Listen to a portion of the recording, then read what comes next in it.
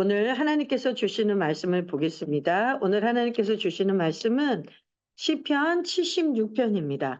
76편 1절에서 12절까지의 말씀을 제가 봉독하겠습니다. 하나님은 유다에 알려지셨으며 그의 이름이 이스라엘에 알려지셨도다. 그의 장막은 살렘에 있으며 그의 초소는 시온에 있도다. 거기에서 그가 화살과 방패와 칼과 전쟁을 없이 하셨도다. 주는 약탈한 산에서 영화로우시며 존귀하시도다. 마음이 강한 자도 가진 것을 빼앗기고 잠에 빠질 것이며 장사들도 모두 그들에게 도움을 줄 손을 만날 수 없도다. 야곱의 하나님이여 주께서 꾸짖으심에 병과 말이 다 깊이 잠들었나이다. 주께서는 경외받으리시니 주께서 한번 노하실 때에 누가 주의 목전에 서리까. 주께서 하늘에서 판결을 선포하심에 땅이 두려워 잠잠하였나니 곧 하나님이 땅의 모든 온유한 자를 구원하시려고 심판하러 일어나신 때로다. 셀라. 진실로 사람의 노여움은 주를 찬송하게 될 것이요 그 남은 노여움은 주께서 금하시리이다. 너희는 여호와 너희 하나님께 서원하고 갚으라. 사방에 있는 모든 사람도 마땅히 경외하리에게 예물을 드릴지로다. 그가 고관들의 길을 꺾으시리니 그는 세상의 왕들에게 두려움이시로다. 아멘. 오늘 설교의 제목은 사랑과 공의의 하나님을 경외하십시오라는 제목입니다. 오늘 본문의 내용을 보니까 하나님께서 이 땅에 의로운 재판관이 되셔서 친히 이 땅을 재판하시고 다스리시고 통치하시는 것을 보여주고 있습니다. 이 하나님이 친히 전쟁하시고 전쟁에 능하신 분이어서 이 땅의 어느 고관도 어떤 장수들도 하나님을 대항할 자가 없다고 이 시인이 말하고 있습니다. 그런데 이 하나님께서는 어떤 하나님이시냐면 살렘에 거하시고 시온에 거하시면서 이스라엘 백성들을 보호해 주시고 도우시는 하나님이시라고 말씀하고 있습니다. 여러분, 살렘은 예루살렘을 의미하고 시온도 예루살렘을 의미합니다. 예루살렘에 하나님이 친히 거처를 삼으시고 그곳에 같이 사시는 하나님이라고는 얘기해 주고 계세요. 그 하나님은 바로 이제 영적인 이스라엘이 되고 영적인 예루살렘과 시온이 된 우리 안에 같이 거주하시며 사신다고 말씀하시는 것과 똑같습니다. 근데 그 하나님이 예루살렘과 시온에 머무시면서 뭘 하시냐면 끊임없이 예루살렘과 시온을 공격하는 원수의 무리들이 있거든요. 그 원수들은 끊임없이 하나님의 자녀들을 대적하고 하나님의 자녀들을 못 살게 하며 멸망으로 이끌려고 끊임없이 엿보고 공격하는 자들입니다. 그런데 그 하나님께서는 그것을 그대로 두지 아니하시고 그 전쟁에 능하신 하나님께서 이스라엘 백성을 보호하시고 지키시는 것처럼 우리를 보호하시고 지키신다고 약속해 주시는 오늘 시편입니다. 여러분, 우리가 사랑과 공의의 하나님을 경외하려면 어떻게 그 하나님을 경외할 것인지 오늘 이 본문의 시편의 말씀을 통해서 우리가 한번 묵상하고 살펴보길 원합니다. 어떻게 우리는 사랑과 공의의 하나님을 경외할 수 있을까요? 첫 번째, 이 전쟁에 능하신 하나님, 우리를 대신해 주시는 그 하나님만을 신뢰함으로 우리가 하나님을 경외할 수 있는 것입니다. 오늘 시편 76편 1절에서 6절은 우리를 대신해서 어떻게 싸워주시는 하나님이신지를 시인이 노래하고 있었습니다. 여러분도 예수 믿고 이제 이렇게 하나님의 자녀가 돼서 살아도 여러분의 삶의 시련과 역경이 멈추지 않지 않습니까? 그리고 나는 신앙생활을 너무 잘하고 싶은데도 주변에서 나를 격동하기도 하고 내 믿음을 약화시키고 또 내가 이 믿음에서 떠날 수밖에 없도록 막 시험에 들게 하고 어려움이 많단 말입니다. 하지도 않은 얘기를 했다고 비방을 들을 때도 있고 억울한 일을 당할 때도 있고 수치를 당할 때도 있고 그리고 또 환경과 상황이 나를 낙담시키고 힘들게 하는 일들이 너무나 많을 때가 있습니다. 여러분, 이것이 바로 시온과 예루살렘을 공격했던 원수의 무리들처럼 하나님을 믿었지만 우리에게도 끊임없이 이런 영적인 공격과 어둠의 세력들의 공격이 있습니다. 성경은 이 전쟁이 있다고 말하고 있어요. 이 전쟁을 무슨 전쟁이라고 하냐면 바로 영적 전쟁이라고 합니다. 예수님을 믿었지만 분명히 불의한 세력들, 어둠의 세력들은 우리를 낙담시키고 넘어지게 하고 시험 들게 해서 하나님을 떠나게 만들려고 하거든요. 그래서 영적 전쟁이 성도에게는, 하나님의 자녀들에게는 반드시 필수적으로 있습니다.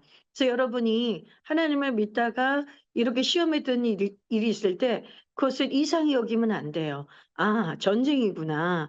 영적 전쟁이 있다고 성경에서 말했는데 정말 그렇구나. 내가 은혜를 받으니까 원수가 나를 이렇게 이웃을 통해 나를 공격하는구나. 내가 믿음이 더 커지려고 하니까 원수 마귀가 내 가족을 통해 나를 공격하는구나. 이 같은 방의 사람들을 통해 나를 공격하는구나.' 이것을 여러분이 감지하셔야 됩니다. 그래서 이것에 여러분이 낙담하고 넘어질 것이 아니라 '하나님, 이 영적 전쟁은 저에게 속해 있는 것이 아니라 하나님이 전쟁해 주신다고 약속해 주셨으니까 저는 그 하나님을 신뢰하겠습니다. 그 사랑과 공의의 하나님이 모든 것을 보고 계시고 살피고 계시고 재판해 주시는 하나님이십니다. 이렇게 믿으시면서 여러분이 그 하나님을 신뢰할 때에 하나님께서 영광을 받으시고 우리가 그것이 하나님을 경외하는 일입니다. 내가 해결하려 들지 않고 내가 사람과 싸워서 해결하고 하려고 하지 않고 내가 문제를 해결하려는 것이 아니라 '하나님, 이 영적인 전쟁에서는 나의 지혜와 명철로는 이 전쟁을 이길 수 없습니다.'라고 고백하면서 내 지혜와 내 명철과 내 생각과 내 감정을 다 내려놓는 거예요. 그리고 하나님이 대신 싸워 주십시오.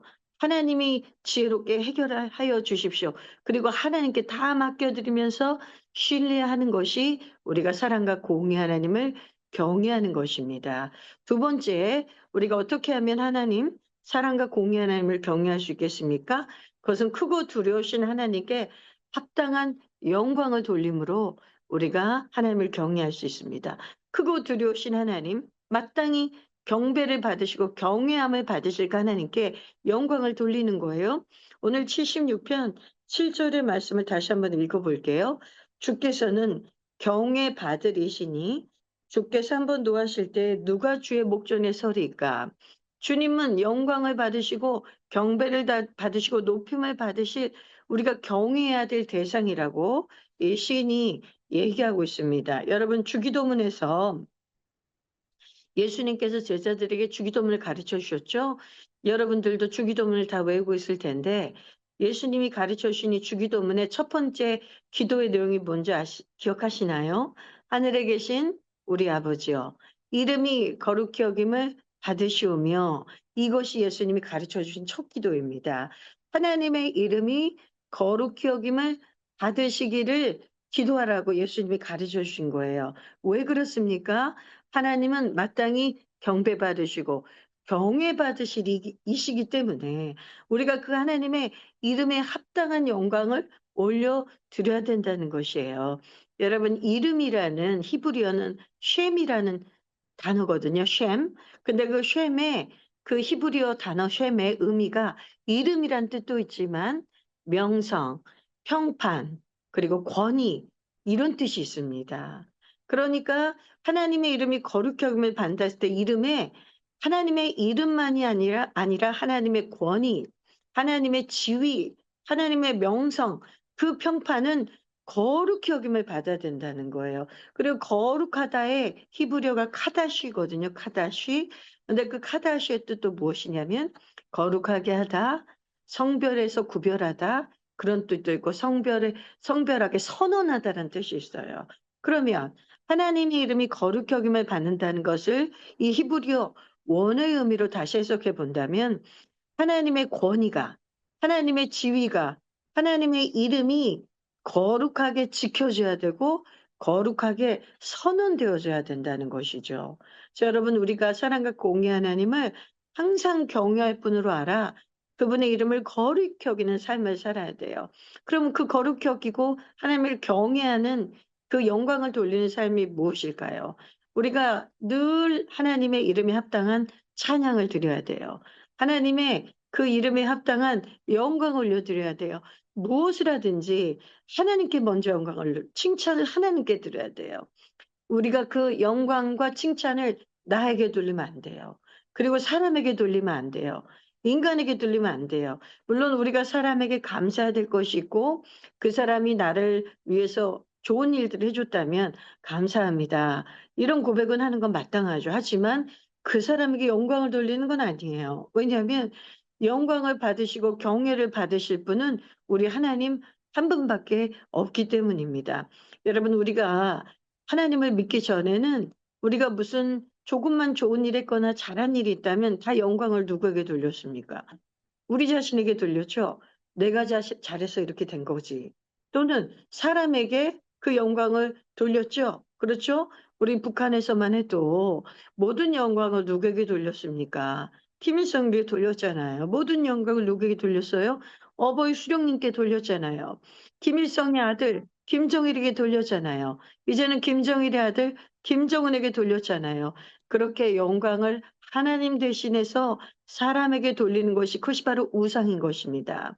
근데 그것뿐이 아니라 우리가 이 일상에서 살아가는 모든 삶에서 칭찬과 영광을 내가 취하면 하나님께 합당한 영광을 돌리지 못하는 것입니다. 우리 사랑하는 자매님들, 우리는 먹거나 마시거나 살거나 죽거나 이제 모든 영광을 하나님께 돌려야 됩니다. 그분의 거룩한 이름에 합당하게 그분께만 영광을 돌리시는 저와 우리 자매님들 되시기를 주님의 이름으로 축복합니다. 우리 세 번째, 사랑과 공의의 하나님을 우리가 어떻게 경외해야 될까요? 오늘 76편 11절의 말씀을 다시 한번 읽어보겠습니다. 너희는 여호와 너희 하나님에게 하나님께 서원하고 갚으라. 사방에 있는 모든 사람도 마땅히 경외할 이에게 예물을 드릴지로다. 이렇게 말씀하고 있습니다. 여러분, 하나님께 서원을 했다는 것은 뭐냐면 하나님께 약속을 드렸다는 거예요. 뭐 대단한 약속이 아니어도 돼요. 여러분이 기도할 때 하나님께 서원하는 것이 생각보다 되게 많아요. 우리가 뭐 한나처럼 내가 나에게 아들을 주시면 이 아들을 하나님의 종으로 바치겠습니다. 이런 것만이 서원이 아니에요. 우리가 하나님께 기도할 때 드린 약속들 있죠. 그게 다 서원인 것입니다. 하나님, 이번 일만 잘 해결해 주시면 제가 이렇게 더 예배를 잘 드리겠습니다. 말씀을 더 진실되게 읽고 이 말씀대로 살겠습니다. 하나님, 제가 하나님을 께 늘 감사하는 사람이 되겠습니다. 하나님, 제가 이웃과 싸우지 않겠습니다. 하나님, 제가 사람을 사랑하려고 노력하겠습니다. 제가 방해 자매님들이 거스린 사람이 있어도 그들을 용납하고 그들을 오히려 격려하고 배려하겠습니다. 이렇게 하나님께 고백한 것들, 또 우리가 방에서 나눌 때 앞으로 이렇게 살겠다고 얘기한 것들, 그리고 여러분이 일주일 동안 묵상한 걸 토요일 날 다 적어서 이렇게 올리잖아요. 거기 여러분이 약속한 내용들이 얼마나 많은지 몰라요. "하나님, 저 이렇게 하겠습니다. 이렇게 하겠습니다." 그게 다 뭔 줄 아세요? 그게 서원이에요, 서원. 하나님께 약속을 드린 거예요. 그런데 너희가 하나님을 경외한다면 그 약속을 갚으라는 거예요. 그 약속을 지키라는 거예요.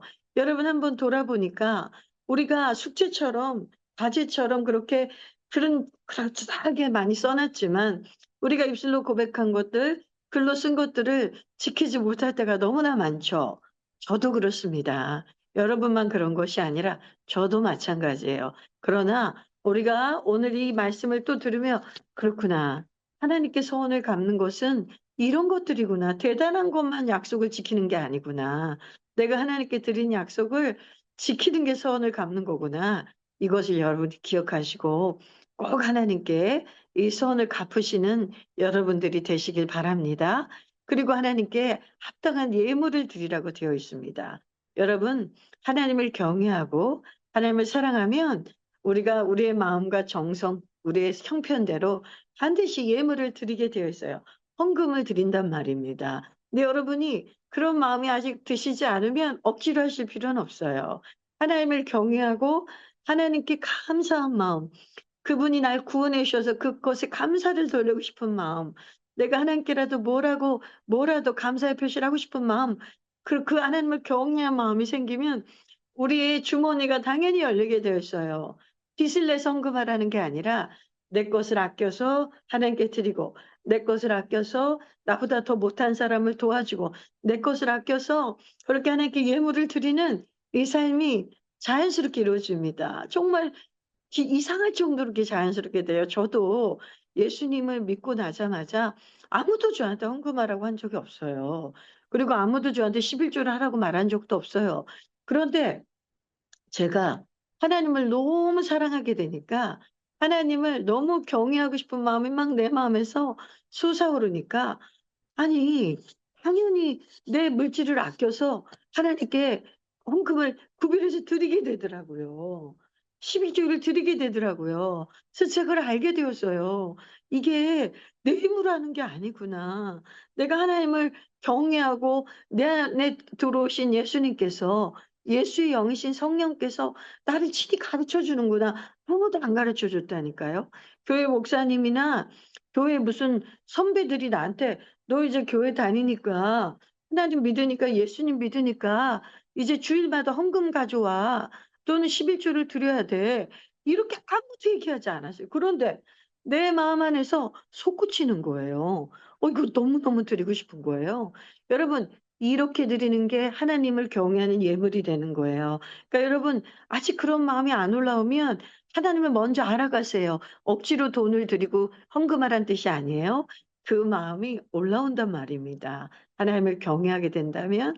그래서 여러분, 우리 좋으신 하나님, 나에게 생명을 주신 하나님, 내 사랑과 공의 하나님, 나를 구원해 주신 하나님께서 나를 대신해서 원수 갚아 주신 하나님, 의로운 재판관이 되셔서 이 악인들은 심판해 주시고 불의를 심판해 주시지만 온유한 자와 하나님을 경외한 자는 구원해 주시는 하나님께 우리가 그분의 이름에 마땅한 그 예물을 드리시는 축복이 저와 여러분에게 충만해 주시기를 기도하겠습니다. 여러분, 말씀을 마무리하겠습니다. 오늘이 시편 76편은 하나님께서 의로운 재판관이 되셔서 우리에게는 사랑의 하나님이시지만은 그 불의한 자들을 그대로 두지 아니하시고 재판해 주시고 친히 싸워 주시고 원수 갚아 주시는 공의의 하나님에 대해서 우리가 배워봤습니다. 근데 그 하나님을 우리는 경외해야 되는데, 그 경외하는 방법이 첫 번째, 우리를 대신해서 싸워 주시고 심판해 주신 하나님을 신뢰하라. 두 번째, 크고 두려우신 하나님께 항상 합당한, 그분의 이름에 합당한 영광을 돌리라. 세 번째, 하나님께 약속한 것들은 반드시 지키고 하나님을 경외함으로 우리의 물질도 떼어서 아버지께 예물로 드리라. 이렇게 이 말씀을 우리가 배워봤습니다. 오늘도 우리 사랑하는 자매님들, 이 말씀을 붙드시고 승리하세요. 요즘 농사철이어서 여러분 새벽부터 정말 밤늦게까지 얼마나 열심히 일하시는지 잘 알고 있습니다.